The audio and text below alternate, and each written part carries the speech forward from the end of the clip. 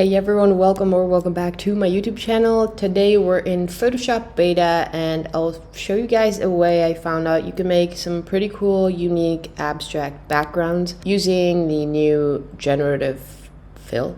So let's jump right into it. We're gonna grab any selection tool you prefer. I'll grab the rectangular marquee tool and I'll just make a selection of all the area. Click on generative fill. And I'm just gonna write something random, kind of like distorted, displaced, something like that.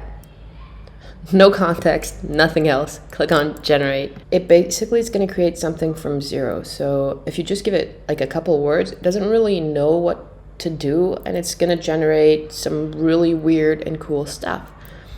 For example, how amazing is this? This looks super cool. All three of them look really nice.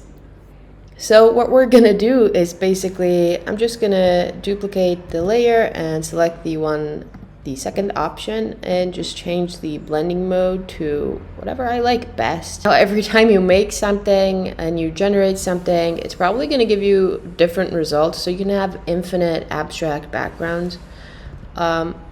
And this is just by using the same prompt. So I'll duplicate my layer again, select the last option it gave me, and change the blending mode again to whatever I like best. Like, this is pretty cool, isn't it? Let me know in the comments down below what you figured out about the generative fill, and if you found some really cool ways you can incorporate that in your workflow. Also, linked in the description down below are going to be my gradient map packs and texture packs. I just released a free poster mockup, so definitely go check that out. And thank you so much for watching. I'll see you guys soon. Bye.